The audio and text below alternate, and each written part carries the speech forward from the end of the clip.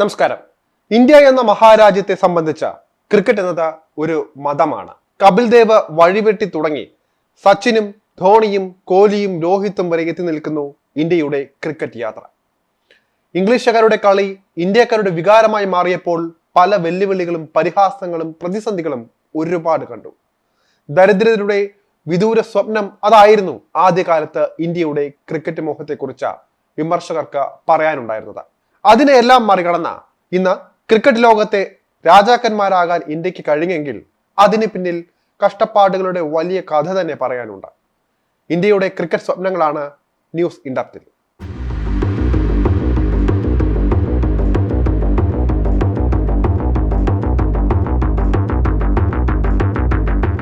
Cricket എന്നത് വെറുമൊരു കായിക വിനോദം മാത്രമല്ല. ഇന്ത്യക്കാർക്ക് കോടിക്കണക്കിന് ആരാധകരുടെ ഹൃദയത്തിൽ ആഴത്തിൽ സ്ഥാനമുള്ള ഒരു വികാരം. ഓരോ ലോകകപ്പുകൾ വരുമ്പോഴും ക്രിക്കറ്റ് ആവേശം ഇരട്ടിയാകും. ഓരോ മത്സരവും ആരാധകരുടെ സിരകളിൽ ലഹരി നിറയ്ക്കും. കപിൽ ദേവ് മുതൽ രോഹിത് ശർമ്മയിൽ വരെ ലോകകപ്പ് ചരിത്രം എത്തി നിൽക്കുമ്പോൾ ലഹരിക്ക് ഒട്ടും കുറവ് വന്നിട്ടില്ല.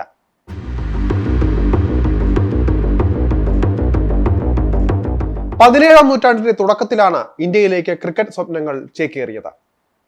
ക്രിക്കറ്റിന്റെ ടെക്നിക്കൽ വശങ്ങൾ വലുതായി അറിയില്ല എങ്കിൽ പോലും ലക്ഷ്യം തെറ്റാതെ എറിയാൻ കഴിയുന്നവൻ ബൗളർ, തനിക്ക് നേരെ വരുന്ന പന്തിനെ കൃത്യമായി ടൈമിങ്ങിൽ അടിച്ചു പായിക്കാൻ കഴിവുള്ളവൻ ബാറ്റ്സ്മാൻ, അതിനെ തടുത്തരാൻ കഴിയുന്നവൻ ഫീൽഡർ. അതായിരുന്നു ഇന്ത്യയെ സംബന്ധിച്ച ക്രിക്കറ്റ്. 1848 പാഴ്സി കമ്മ്യൂണിറ്റി അവതരിപ്പിച്ച ഓറിയന്റൽ ക്രിക്കറ്റ് ക്ലബ്ബാണ് ഇന്ത്യയിൽ സ്ഥാപിതമായ ആദ്യ ക്രിക്കറ്റ് ക്ലബ്ബ്. അവരിലൂടെയാണ് ക്രിക്കറ്റിന്റെ പാഠങ്ങൾ രാജ്യം പഠിച്ചു തുടങ്ങിയത്. പ്രതിഭാശാലികളായ ഒട്ടേറെ പേർ ഇവിടെ നിന്നുണ്ടായി. 1931 ആദ്യമായി ഇന്ത്യ ഒരു ടെസ്റ്റ് മത്സരത്തിനായി ഇറങ്ങുന്നത്. അന്നത്തെ ടീം ക്യാപ്റ്റൻ CK നായിഡു. തട്ടിയും മുട്ടിയും സജീവമായെങ്കിലും വലിയ രീതിയിൽ ഒരു പേരെടുക്കാൻ ഇന്ത്യക്ക് സാധിച്ചില്ലായിരുന്നു അക്കാലത്ത്. ശേഷം 1974 ഇന്ത്യയുടെ ഏകദിന ക്രിക്കറ്റ് അരങ്ങേറ്റം നടക്കുന്നത്. ഏതാനും കിറുക്കന്മാരുടെ കുട്ടിക്കളി അതായിരുന്നു മറ്റുള്ള ഇന്ത്യക്കാർക്ക് ഇന്ത്യയുടെ ക്രിക്കറ്റ്. ആ സ്വപ്നത്തിൽ കൂട്ടുനിൽക്കാൻ ഒരാൾ പോലും ഉണ്ടായിരുന്നില്ല. ക്രിക്കറ്റിനെ കൈമുതലാക്കിയ രാജ്യങ്ങൾക്ക് പുച്ഛമായിരുന്നു ഇന്ത്യയോട്. എന്തിന് സ്വന്തം രാജ്യം പോലും കിട്ടിയ അവസരത്തിൽ പരിഹസിക്കാൻ മറന്നില്ല. 1975, 1979 ലോകകപ്പുകളിൽ ഇന്ത്യയുടെ പ്രകടനവും വളരെ മോശമായിരുന്നു. 2 ലോകകപ്പുകളിലായി ഇന്ത്യ കളിച്ച 6 മത്സരങ്ങളിൽ 5 എണ്ണത്തിലും പരാജയപ്പെട്ടു. അങ്ങനെ ഇരിക്കെയാണ് 1983 ലോകകപ്പ് വരുന്നത്. വെസ്റ്റ് ഇൻഡീസും ഇംഗ്ലണ്ടും പോലുള്ള രാജ്യങ്ങൾക്കെതിരെ അന്താരാഷ്ട്ര മത്സരം കളിക്കുക എന്നത് വല്ലപ്പോഴും കിട്ടുന്ന അവസരമായിരുന്നു ഇന്ത്യക്ക്. അതിനാണ് ലോകകപ്പ് വഴിയൊരുക്കുന്നത്.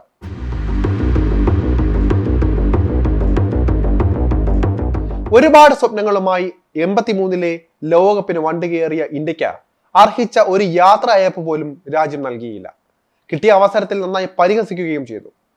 അതിൽ ടീമിന് പരിഭവവും ഇല്ലായിരുന്നു. കാരണം ശാന്ത സ്വഭാവിയും കഠിനാധ്വാനം കൊണ്ട് മാത്രമേ ഫലമുണ്ടാകൂ എന്ന് വിശ്വസിച്ചിരുന്ന 24-കാരനായ ഒരു ഗ്രാമീണ യുവാവായിരുന്നു ഇന്ത്യയെ നയിക്കാൻ അന്നുണ്ടായിരുന്നത്. രോഷം കയറുന്ന സഹതാരങ്ങളെ ആശ്വസിപ്പിച്ച് കൂടെ കൊണ്ടുപോയ കപിൽ ദേവ്. പ്രായത്തിൽ കവിഞ്ഞ പക്വതയായിരുന്നു കപിലിന്റെ കൈമുതൽ. ഒരു ക്യാപ്റ്റന്റെ കാർക്കശ്യമില്ല എന്ന് മാത്രമല്ല, ഗ്രാമീണ ഭാഷയിൽ മധുരത്തിൽ പൊതിഞ്ഞ വാക്കുകളാൽ ടീമിനെ മുന്നോട്ട് കൊണ്ടുപോയ കപ്പിത്താൻ. ലോകകപ്പിലെ ആദ്യ മത്സരത്തിന് മുൻപ് പതിവുണ്ടായിരുന്ന പത്രസമ്മേളനത്തിലെ ചോദ്യങ്ങൾ വെല്ലുവിളികളും പരിഹാസങ്ങളും നിറഞ്ഞതായിരുന്നു. എന്തിനായിരുന്നു ഇങ്ങോട്ടേക്ക് വന്നത് എന്ന ചോദ്യത്തിന് പെറുക്കിയെടുത്ത ഇംഗ്ലീഷ് വാക്കുകളാൽ കപിൽ പറഞ്ഞു ലോകകപ്പ് നേടാനെന്ന്. നേരെ ചൊവ്വേ ഇംഗ്ലീഷ് പോലും പറയാൻ അറിയില്ല എന്ന് പറഞ്ഞ് അതിനെ വിദേശ മാധ്യമങ്ങൾ പുച്ഛിച്ച് തള്ളി. ലോർഡ്സിൽ കളിക്കാൻ ഇന്ത്യക്ക് എന്ത് അർഹതയാണുള്ളത് എന്ന ചോദ്യം ചോദിച്ചു ഇംഗ്ലീഷ് കോളമിസ്റ്റായ ഡേവിഡ് ഫിർത്ത. അങ്ങനെ കരുതിയിരുന്ന ടീം എന്നാൽ അക്ഷരാർത്ഥത്തിൽ എല്ലാവരെയും ഞെട്ടിക്കുകയായിരുന്നു പിന്നീട്. ഓൾ ട്രാഫോർഡിലെ ഇന്ത്യയുടെ ആദ്യ മത്സരം വെസ്റ്റ് ഇൻഡീസിനെതിരെ ആയിരുന്നു. അത്ഭുതമെന്ന് പറയട്ടെ, യശ്പാൽ ശർമ്മയുടെ ചിറകിലേറി ഇന്ത്യ വെസ്റ്റ് ഇൻഡീസിനെ 34 റൺസിന് അട്ടിമറിച്ചു. രണ്ടാം മത്സരത്തിൽ സിംബാബ്വേയെ 5 വിക്കറ്റിനും തോൽപ്പിച്ചു. 2 വിജയങ്ങളും നേടിയ ശേഷമായിരുന്നു അത് യാഥാർത്ഥ്യമാണെന്ന് ഇന്ത്യ തിരിച്ചറിഞ്ഞത് തന്നെ. എന്നാൽ അടുത്ത മത്സരത്തിൽ ഓസ്ട്രേലിയക്കെതിരെ ഇന്ത്യ തോറ്റത് 162 റൺസിനായിരുന്നു. തൊട്ടടുത്ത മത്സരത്തിൽ, അതായത് റിട്ടേൺ മാച്ചിൽ, കരീബിയൻ പടയും പകവീട്ടി.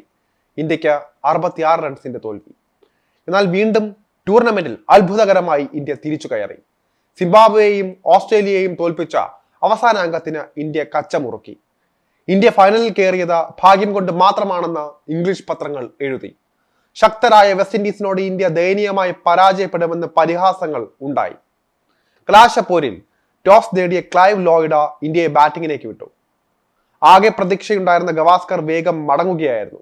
ടൂർണമെന്റിൽ അതുവരെ മങ്ങിയ തമിഴ്നാടുകാരൻ ശ്രീകാന്തിന്റെ ബാറ്റ് മിന്നൽ വേഗത്തിൽ ചലിക്കുകയായിരുന്നു. പിന്നീട് കണ്ടുനിന്ന സാക്ഷാൽ റിച്ചാർഡ്സ് പോലും കൈയടിച്ചു.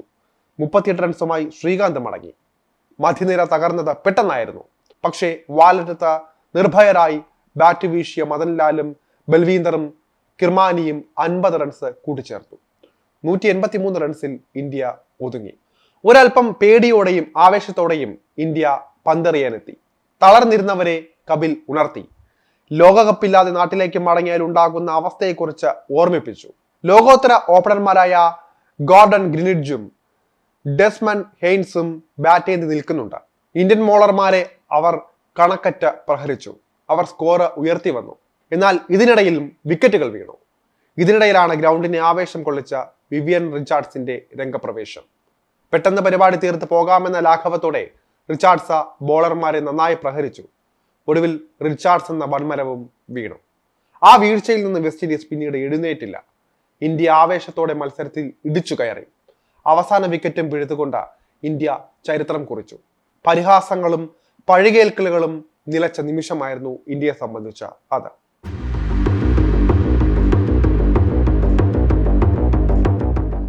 ലെ ലോകകപ്പിന് ശേഷം ഇന്ത്യയുടെ ടീം ക്രിക്കറ്റ് ലോകത്ത് സജീവമായെങ്കിലും കൂടുതൽ പ്രതിസന്ധികളിലേക്ക് കടക്കുകയായിരുന്നു. എന്നാൽ 2000 എത്തുമ്പോഴേക്കും ഇന്ത്യൻ ക്രിക്കറ്റ് ടീമിന്റെ അവസ്ഥ അങ്ങേയറ്റം ദയനീയമായി. മികച്ച കളിക്കാർ ഇല്ലായിരുന്നു എന്നതല്ല പ്രശ്നം, മറിച്ച് വാതുവയ്പും ടീമിലെ ആഭ്യന്തര പ്രശ്നങ്ങളും ഇന്ത്യൻ ക്രിക്കറ്റ് ടീമിനെ പിടികൂടുകയായിരുന്നു. തകർന്നു തരിപ്പണമാകുമെന്ന തോന്നലിൽ നിന്ന് പിന്നീട് ഇന്ത്യൻ ക്രിക്കറ്റ് ടീമിന് പുതുജീവൻ ലഭിച്ചത് 2000 ശേഷമായിരുന്നു. ചിതറിക്കിടക്കുന്ന ടീമിനെ ഒന്നാക്കാൻ സാക്ഷാൽ സൗരവ് ഗാംഗുലി തന്നെ വേണ്ടി വന്നു. ഏതൊരാളെയും സംബന്ധിച്ച് ഭാരിച്ച ഉത്തരവാദിത്തമായിരുന്നു അത്. ക്രിക്കറ്റ് ദൈവം സാക്ഷാൽ സച്ചിൻ ടെണ്ടുൽക്കർ പോലും കഴിഞ്ഞ ക്യാപ്റ്റൻ സ്ഥാനം ഗാംഗുലിയിലേക്ക് വരുമ്പോൾ വലിയ അത്ഭുതങ്ങളൊന്നും ഇന്ത്യക്കാർ പ്രതീക്ഷിച്ചില്ല. അലസമായ കാര്യങ്ങൾ കൈകാര്യം ചെയ്യുന്ന ചൂടൻ ചെറുപ്പക്കാരൻ, ഒന്നു പറഞ്ഞാൽ 10 തിരിച്ചു പറയുന്ന പ്രകൃതം, തൊട്ടാൽ തിരിച്ചടിക്കുമെന്ന ഗാംഗുലിയുടെ ലൈൻ സഹതാരങ്ങൾക്കും ആവേശകരമായിരുന്നു. പിന്നീട് അങ്ങനെ ആ കൊൽക്കത്തക്കാരൻ ഇന്ത്യൻ ടീമിന്റെ ദാതയായി. ഇന്ത്യൻ ക്രിക്കറ്റിന്റെ ഭാവി തിരുത്തി കുറിച്ചത് ദാതയായിരുന്നു. എല്ലാവരെയും ഒരുമിച്ച് നിർത്തി അയാൾ ഉപദേശങ്ങൾ നൽകാൻ തുടങ്ങി. എതിരാളികളെ കണ്ട് ഭയക്കുന്നവരോട് തോൽപ്പിച്ചിട്ടല്ലാതെ മുന്നിൽ കണ്ടേക്കരുതെന്ന വിരട്ടൽ നൽകി ദാദ. അങ്ങനെ ഒരു വലിയ മലയായി ഇന്ത്യൻ ക്രിക്കറ്റ് ടീം വളർന്ന കാലഘട്ടമായിരുന്നു പിന്നീട് അങ്ങോട്ട്. ചൊടിപ്പിക്കുന്ന എതിരാളികളെ ചോദ്യം ചെയ്തും കൂടെ നിൽക്കുന്നവനെ സംരക്ഷിച്ചും ഗാംഗുലി ഇന്ത്യൻ ടീമിനെ മുന്നോട്ട് കൊണ്ടുപോയി. ആ മുന്നേറ്റം ഒടുവിൽ ചെന്നെത്തിയത് 2003 ലോക കിരീടത്തിന് മുൻപിൽ. ഇന്ത്യൻ ക്രിക്കറ്റ് കണ്ട ഏറ്റവും മികച്ച 11-മായി 2003 മാർച്ച് മാസം 23-ന് ലോകകപ്പിന്റെ കലാശ പോരാട്ടത്തിനായി ഇന്ത്യ ഇറങ്ങി. പക്ഷേ എതിരാളികൾ ശക്തരായ ഓസ്ട്രേലിയയാണ്. ക്രിക്കറ്റ് ലോകത്തെ വൻമരം. പോണ്ടിങ്ങും ഗിൽക്രിസ്റ്റും ഹെയ്ഡനും മെഗ്രാത്തും ബ്രെഡ്ലിയും ഉൾപ്പെടെയുള്ള വമ്പന്മാരുടെ കോട്ട. ടോസ് ഭാഗ്യം ഇന്ത്യക്കൊപ്പം നിന്നു. പക്ഷേ സൗരവ് ഗാംഗുലി എന്ന നായകൻ ഓസ്ട്രേലിയയെ ബാറ്റിംഗിന് അയച്ചു. സച്ചിനും ഗാംഗുലിയും ദ്രാവിഡും സേവാഗും എല്ലാം ഇന്ത്യയുടെ ബാറ്റിംഗ് നിരയിൽ ഉണ്ടല്ലോ എന്ന ശുഭാപ്തി വിശ്വാസമുണ്ടായിരുന്നു ഇന്ത്യൻ ആരാധകർക്ക്. പക്ഷേ ഓസ്ട്രേലിയൻ ബാറ്റിംഗ് നിരയിൽ വന്നവരും പോയവരും സിക്സുകളും ഫോറുകളും അടിച്ച ഇന്ത്യൻ ബൗളർമാരെ തലങ്ങും വിലങ്ങും അടിച്ചോടിച്ചു. നായകൻ റിക്കി പോണ്ടിങ് സഹീർ ഖാനെയും ശ്രീനാഥിനെയും ഒരു ദാക്ഷിണ്യവുമില്ലാതെ അടിച്ചകറ്റി. നിശ്ചിത 50 ഓവർ പൂർത്തിയായപ്പോൾ ഓസീസിന്റെ ടോട്ടൽ വെറും 2 വിക്കറ്റ് നഷ്ടത്തിൽ 359 റൺസ്. കളിയുടെ ആദ്യഘട്ടത്തിൽ ഉയർന്നു പൊങ്ങിയ ഇന്ത്യൻ പതാകകൾ താണു. എങ്കിലും പോരാടാൻ ഉറച്ച ഇന്ത്യൻ ടീം വീണ്ടും കളത്തിലിറങ്ങി. സച്ചിനും സേവാഗും ക്രീസിലെത്തിയപ്പോൾ 100 കോടി ജനങ്ങൾ പ്രാർത്ഥിച്ചു, ഉള്ളുരുക്കി. എന്നാൽ 2 അക്കം പോലും കാണുന്നതിന് മുൻപ് സാക്ഷാൽ സച്ചിൻ ടെണ്ടുൽക്കർ വെറും 4 റൺസുമായി കൂടാരം കയറി. സേവാഗിനൊപ്പം ഗാംഗുലിയും ചേർന്നതോടെ ഇന്ത്യക്ക് നേരിയ പ്രതീക്ഷകൾ ഉണ്ടായി. പതുക്കെ സ്കോർ ബോർഡിൽ റൺസ് ഉയർന്നു. 3 ഫോറുകളും 1 സിക്സറുമായി ഗാംഗുലി തുടക്കം ഗംഭീരമാക്കി. മറുവശത്ത് സേവാഗും മികച്ച രീതിയിൽ ബാറ്റ് വീശുന്നു. എന്നാൽ 10-ാം ഓവറിന്റെ അവസാന പന്തിൽ ഇന്ത്യക്ക് നായകനെ നഷ്ടമായി. 25 പന്തിൽ 24 റൺസുമായി ഗാംഗുലി പുറത്തേക്ക്. ശേഷമെത്തിയ മുഹമ്മദ് കൈഫ് റണ്ണൊന്നും എടുക്കാതെ മടങ്ങി. പിന്നീട് രാഹുൽ ദ്രാവിഡും സേവാഗും ചേർന്ന രക്ഷാപ്രവർത്തനം ഏറ്റെടുക്കുകയായിരുന്നു. നന്നായി ബാറ്റ് വീശുന്ന സേവാഗിന് ദ്രാവിഡ് പിന്തുണ നൽകി. ടീം സ്കോർ 147-ൽ എത്തി നിൽക്കെ ഇന്ത്യക്ക് സേവാഗിനെയും നഷ്ടമായി. മധ്യനിര പെട്ടെന്നായിരുന്നു കൂടാരം കയറിയത്. ഇന്ത്യയുടെ ലോകകപ്പ് സ്വപ്നങ്ങളാണ് ഓസീസ് ബോളർമാർ പിന്നീട് എറിഞ്ഞ് ഒതുക്കിയത്. അങ്ങനെ മൂന്നാമത്തെ വിശ്വകിരീടം ഓസ്ട്രേലിയ എടുത്തുയർത്തിയപ്പോൾ എല്ലാം നഷ്ടപ്പെട്ട രാജകുമാരനെ പോലെ തലതാഴ്ത്തി നിന്ന ഗാംഗുലിയുടെ മുഖം ഇന്ത്യൻ ക്രിക്കറ്റ് ആരാധകർ കണ്ടു.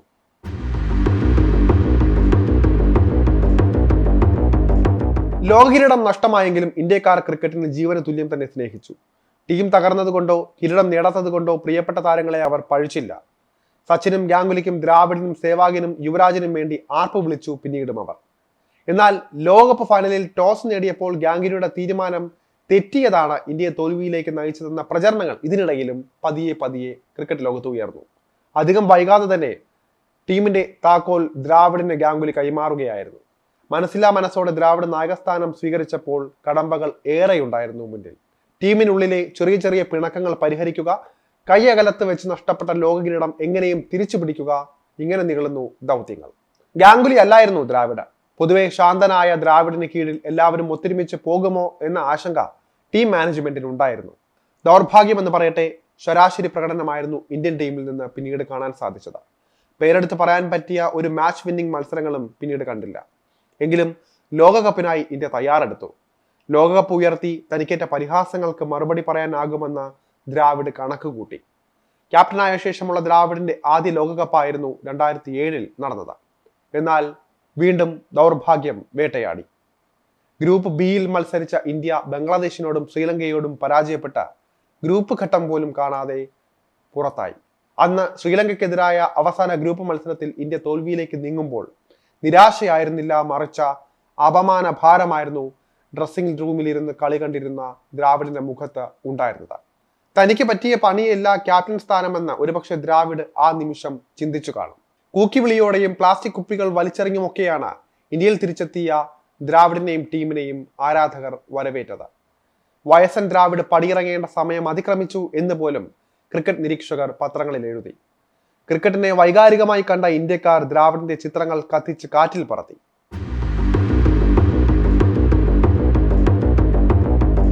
ദ്രാവിഡിന് വിശ്രമം നൽകി പുതിയ ഇന്ത്യയെ വാർക്കുക എന്ന ലക്ഷ്യമായിരുന്നു ഇന്ത്യക്ക് പിന്നീടുണ്ടായിരുന്നത്. ഇന്ത്യൻ ടീമിന്റെ മോശം പ്രകടനവും ആരാധകരുടെ അരിശവുമായിരുന്നു ഇന്ത്യൻ മാനേജ്മെന്റിനെ ഇത്തരത്തിൽ മാറി ചിന്തിക്കാൻ പ്രേരിപ്പിച്ചത്.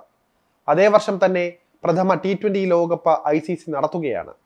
അതിനോടകം ഇന്ത്യൻ ടീമിൽ ശ്രദ്ധേയനായ MS ധോണി എന്ന 26-കാരനും ഒരുപറ്റം ചെറുപ്പക്കാർക്കുമായിരുന്നു മാനേജ്മെന്റ് ആ ഒരു ദൗത്യം ഏൽപ്പിച്ചത്. റാഞ്ചിയിൽ നിന്നുള്ള നീളൻ മുടിക്കാരനായ വിക്കറ്റ് കീപ്പർക്ക് നായകസ്ഥാനം നൽകി ഒരു പരീക്ഷണ ടീമിനെ T20 ലോകകപ്പിൽ ഇറക്കിയപ്പോൾ ആരാധകരെല്ലാം നെറ്റി ചുളിച്ചു. വെറും കൈയോടെ ഇന്ത്യ ലോകകപ്പിൽ നിന്ന് തോറ്റു മടങ്ങുമെന്നായിരുന്നു എല്ലാവരും പ്രതീക്ഷിച്ചത്. പക്ഷേ എല്ലാ പ്രവചനങ്ങളും കണക്കുകൂട്ടലുകളും തെറ്റിച്ചുകൊണ്ട് T20 പോരാട്ടത്തിൽ ഇന്ത്യ വളരെ വേഗത്തിൽ കുതിച്ചു. ശക്തരായ ഓസ്ട്രേലിയയും പാകിസ്ഥാനെയും ദക്ഷിണാഫ്രിക്കയെയും എല്ലാം പരാജയപ്പെടുത്തി ഇന്ത്യ ഫൈനലിൽ എത്തിയത് സ്വപ്നതുല്യമായിരുന്നു. അതുവരെ കാണാത്ത ഒരു ശൈലിയായിരുന്നു ക്യാപ്റ്റനായ ധോണിയിൽ കണ്ടത്. എത്ര സമ്മർദ്ദമേറുന്ന ഘട്ടം വന്നാലും കൂളായി നിൽക്കുന്ന നായകൻ, ആവേശം അണപൊട്ടുന്ന നിമിഷങ്ങളിലും അമിതാഹ്ലാദമില്ലാതെ ചിരിച്ചു തള്ളുന്നവൻ. ഇന്ത്യയോടൊപ്പം തന്നെ ആ ലോക ടൂർണമെന്റിലൂടെ ധോണിയും വളരുകയായിരുന്നു. കലാശപ്പോരിൽ ചിരവൈരികളായ പാകിസ്ഥാനുമായി ഏറ്റുമുട്ടാൻ ഇന്ത്യ ഇറങ്ങിയപ്പോൾ ധോണി ഫാക്ടർ മാത്രം മതിയായിരുന്നു കോടിക്കണക്കിന് ആരാധകർക്ക് ആത്മവിശ്വാസമായി. നെഞ്ചിടിപ്പേറി നിൽക്കവേ ജോഗീന്ദർ ശർമ്മയുടെ അവസാന പന്ത് മിസ്ബാ ഉൽ ഹക്ക് ആകാശത്തേക്ക് ഉയർത്തിയപ്പോൾ ഇന്ത്യൻ ആരാധകർ സ്തബ്ധരായി. എന്നാൽ ആ പന്ത് ശ്രീശാന്തിന്റെ കൈകളിലേക്ക് ഭദ്രമായപ്പോൾ ആവേശത്താൽ ഇന്ത്യൻ ക്രിക്കറ്റ് ആരാധകർ അലറി വിളിക്കുകയായിരുന്നു. സ്വന്തമായി ഒരു ലോക കിരീടം എന്ന 24 വർഷത്തെ ദാഹമാണ് അന്ന് ജോഹന്നാസ്ബർഗിൽ തീർന്നത്. ഇന്ത്യ കണ്ട ഏറ്റവും മികച്ച ഒരു നായകന്റെ ഒരു തുടക്കം മാത്രമായിരുന്നു ആ വിശ്വ കിരീട നേട്ടം.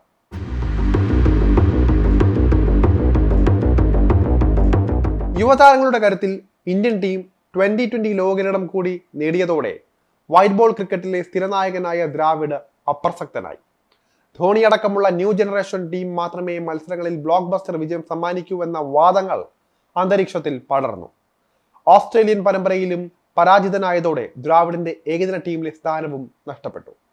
പിന്നീട് 2 വർഷങ്ങൾക്ക് ശേഷം 2009 ദ്രാവിഡ് ഏകദിന ടീമിലേക്ക് തിരിച്ചെത്തിയെങ്കിലും പഴയ ജനപ്രീതിയും സ്വീകാര്യതയും ലഭിച്ചില്ല. അപ്പോഴേക്കും ഇന്ത്യയെ ഒറ്റയ്ക്ക് ചുമലിലേൽക്കാൻ ധോണി പ്രാപ്തനായിരുന്നു. 2011 ഏകദിന ലോകകപ്പിലും തടഞ്ഞതോടെ ദ്രാവിഡ് ഏകദിനത്തോടും വിട പറഞ്ഞു. പിന്നീട് വെള്ള ജേഴ്സിയിൽ ദ്രാവിഡിന്റെ കരിയർ ഒതുങ്ങുകയായിരുന്നു. ധോണിയുടെ കീഴിൽ ഇന്ത്യക്ക് നല്ല നാളുകളായിരുന്നു പിന്നീട്. ഒരുപാട് ജയങ്ങളും കുറച്ച് തോൽവികളും അതായിരുന്നു മത്സരഫലങ്ങൾ. ഇന്ത്യൻ ക്രിക്കറ്റിന്റെ സുവർണ കാലഘട്ടം എന്ന് വിശേഷിപ്പിക്കാം അതിനെ. അങ്ങനെ 2011 ലോകകപ്പിന് ആരെയും പേടിപ്പിക്കുന്ന ശക്തമായ ടീമുമായി ഇന്ത്യ ഇറങ്ങി. സച്ചിനും സേവാഗും സഹീറും ഗംഭീറും അടങ്ങുന്ന എക്സ്പീരിയൻസ്ഡ് താരങ്ങൾ, കോഹ്ലിയും രോഹിത്തും റെയ്നയും അടങ്ങുന്ന ചോരത്തിളപ്പുള്ള യുവനിരയും. 2011 ധോണിയുടെ കീഴിൽ ഇന്ത്യ അത്ഭുതങ്ങൾ കാണിച്ചു. വ്യക്തമായ ആധിപത്യത്തോടെ ഇന്ത്യ ഫൈനലിൽ എത്തിയപ്പോൾ എതിരാളികൾ ശ്രീലങ്ക. ലങ്കൻ ടീമിന്റെയും സുവർണ കാലഘട്ടമായിരുന്നു 2011. സംഘക്കാരെയും ജയവർദ്ധനെയും ദിൽഷനും മലിംഗയും ഒക്കെയായി ഇന്ത്യയെ തറപറ്റിക്കാൻ ശേഷിയുള്ള ടീം. മത്സരത്തിന്റെ തുടക്കം തന്നെ ഇന്ത്യക്ക് അത്ര ശുഭസൂചകമായിരുന്നില്ല. ടോസ് നേടിയ ശ്രീലങ്കൻ നായകൻ കുമാർ സംഗക്കാര ആദ്യം ബാറ്റ് ചെയ്യാൻ തീരുമാനിച്ചു. 88 പന്തിൽ നിന്ന് 103 റൺസ് നേടിയ മഹേല ജയവർദ്ധനയുടെ സെഞ്ചുറി മികവിൽ ശ്രീലങ്ക 275 റൺസ് എന്ന ടോട്ടലിലെത്തി. ലോകകപ്പ് ഫൈനലിൽ അത്ര മോശം സ്കോർ ആയിരുന്നില്ല അത്. മറുപടി ബാറ്റിങ്ങിനായി ഇന്ത്യ ഇറങ്ങിയപ്പോൾ വാങ്കഡെ സച്ചിൻ ടെണ്ടുൽക്കർക്ക് വേണ്ടി ആർത്തി വിളിക്കുകയായിരുന്നു. എന്നാൽ വെറും 31 റൺസ് എടുക്കുന്നതിനിടെ സച്ചിനെയും സേവാഗിനെയും ഇന്ത്യക്ക് നഷ്ടമായി. എന്നാൽ 22-കാരനായ വിരാട് കോഹ്ലിയും ഗൗതം ഗംഭീറും ചേർന്ന 3-ാം വിക്കറ്റിൽ 83 റൺസ് കൂട്ടുകെട്ട് നേടി. കോഹ്ലി പുറത്തായപ്പോൾ ആരും പ്രതീക്ഷിക്കാത്ത ഒരാളാണ് 4-ാമനായി ക്രീസിലെത്തിയത്, നായകൻ MS ധോണി. ഒടുവിൽ ധോണി തന്നെ ആ ചരിത്രത്തിന്റെ ഭാഗമായി. നുവാൻ കുലശേഖരയുടെ പന്ത് ഗാലറിയിലേക്ക് ധോണി പായിച്ചപ്പോൾ 28 വർഷത്തെ കാത്തിരിപ്പിന് കൂടിയാണ് വിരാമമായത്. അപമാന ഭാരത്തിൽ തലകുനിച്ച ദ്രാവിഡിന്റെയും നഖം കടിച്ച വിളറി നിന്ന ഗാംഗുലിയുടെ മുഖങ്ങൾ ഒരുപക്ഷെ ആ നിമിഷം ക്രിക്കറ്റ് പ്രേമികളുടെ മനസ്സിലൂടെ കടന്നു പോയിട്ടുണ്ടാകാം. കപിലിന്റെ ചെകുത്താന്മാർക്ക് ശേഷം ധോണിയും പടയും ഉയർത്തിയ അവിസ്മരണീയമായ ക്രിക്കറ്റ് ലോകകപ്പ്.